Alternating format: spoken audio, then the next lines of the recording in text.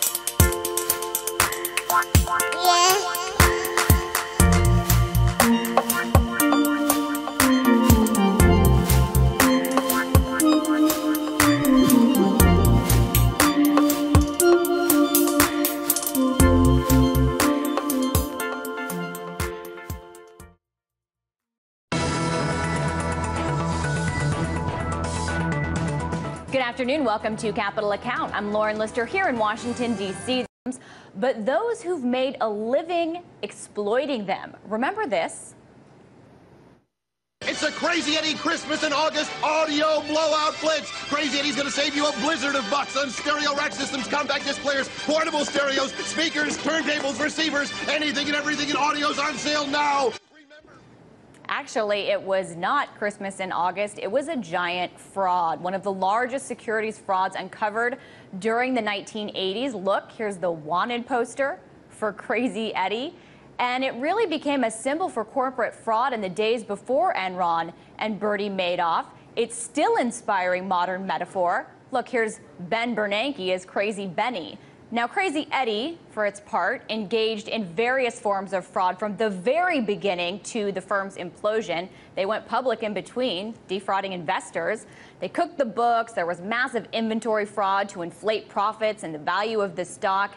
Eddie enlisted family to help him mastermind the fraud. He paid his cousin Sam to learn accounting so he could eventually work at the company's auditing firm before becoming the CFO of the firm, which is where he went on to. So what's really changed between then and now? And what are the big lessons we still haven't learned today, not even after the financial crisis? To help us answer that is Sam Antar himself, convicted felon and former CFO for Crazy Eddie. So welcome to Capital Account. I'm so happy you're on the show today.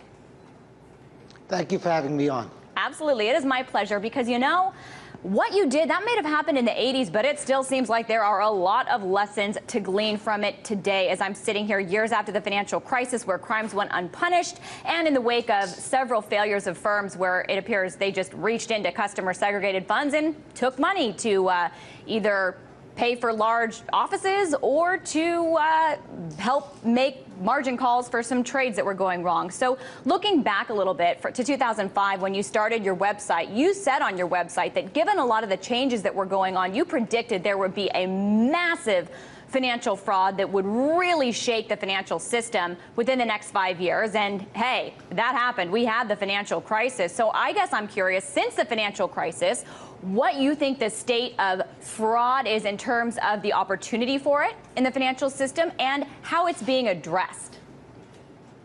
I'm happy to report as a retired member of the criminal underworld that fraud is good. Fraud business is easy and fraud is getting easier. The fraudsters have reached the top 1% of American society. And guess what? Democrats and Republicans alike are doing their best to make fraud even easier. Is that right? Okay, so elaborate. In what ways do you think fraud is becoming even easier? We recently passed something called the Jobs Act. It was approved by President Obama and approved by the majorities of both Democrats and Republicans in Congress.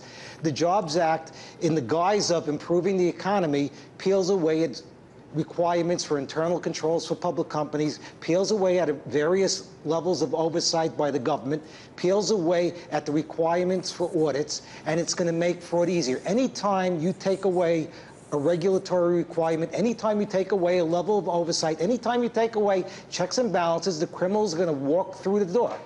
Because when the door is open, criminals walk right through it. And I know when the Jobs Act was passed and signed into law, it was billed as kind of the first bipartisan effort we'd seen in a long time. And I was talking to many people. Go ahead. Go ahead. It's the Fraud Made Easy Act. It's the Fraud Made Easy Act, right? And people. I might even go back into my life in crime because of the Jobs Act, because it just makes fraud too easy. Too easy to resist. So let's talk about what would make it to resist. What would make it not so easy, or would make it more difficult to resist? Because as you mentioned, the Jobs Act that flew through Congress, that the president signed it, everybody was saying this is bipartisan effort, except for people like yourself and some guests we had on our show that were going, what the heck? This is totally opening the door to massive frauds. This is a bad idea. So what really needs to change? So we have the Jobs Act. What about criminal prosecutions? Is this a deterrent? Jail time? Because that's something that we often come back to in the wake of the financial crisis, where there really wasn't any executives that served jail time for possible frauds. Well, let's work backwards to deterrence. Jail time is not really a major deterrent. Bernie Madoff saw plenty of people carted off to jail while he was committing his crime. Another criminal going to prison does not make a current criminal or an uncaught criminal find God. Does not stop any crimes in progress. Now, jail time is necessary because you want to make people accountable, you want to hold people responsible. But in and of itself, jail time has very little deterrent effect. But what about, I mean, if I was a trader and suddenly I saw people around me getting busted for these frauds that were not getting investigated and prosecuted before, I think that would make me question what I was doing and be a little concerned and maybe stop what I was doing. Are you saying that's wrong? People commit crimes simply because they could and because the opportunity exists. Most criminals do not consider the consequences of their acts as far as jail time is concerned. You know, there's an old saying that the prisons are filled with criminals who never planned on being there. I mean, we take precautions against getting caught, but the fact is the opportunity is what helps us commit the crimes. If the door is open, if there's no alarm on the door, we're going to walk through it. If there's no internal controls, if there's no effective oversight, if there's nobody watching over us, then we're going to commit our various crimes, because everybody lives with sin and temptation every day. Right. And given the right set of circumstances, most people are going to commit crimes. Right. Okay, so then let's go back to some of those things you're talking about, internal controls and audits and some of these things that stop fraud before it ever gets to the point of prosecution. Where are we with, let's just pick one, auditing? Because this is something we saw with PFG and MFG. At PFG, you had this CEO committing fraud, according to his suicide note, for 20 years. So either he was getting that by the auditor, or the auditor was complicit in the fraud. And then with MF Global, which had a large accounting firm as its independent auditor, PwC, again, they were signing off on its financial statements 7 months before the firm went under, even though it had reportedly deteriorating risk guards, deteriorating controls. So what is the deal with these auditors? Are they complicit? Are they dumb?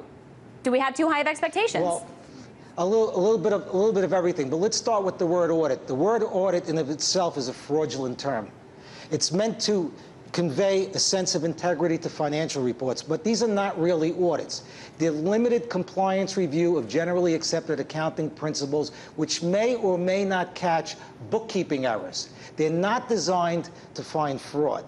And people have this misunderstand what the term audit means. They should not even call it audits. They should call it compliance reviews, because that's what they really are. Mm-hmm. So when these accounting firms are not catching audits, it's because their work is not designed to, when these accounting firms are not catching fraud, it's because their audit work is not designed to catch fraud.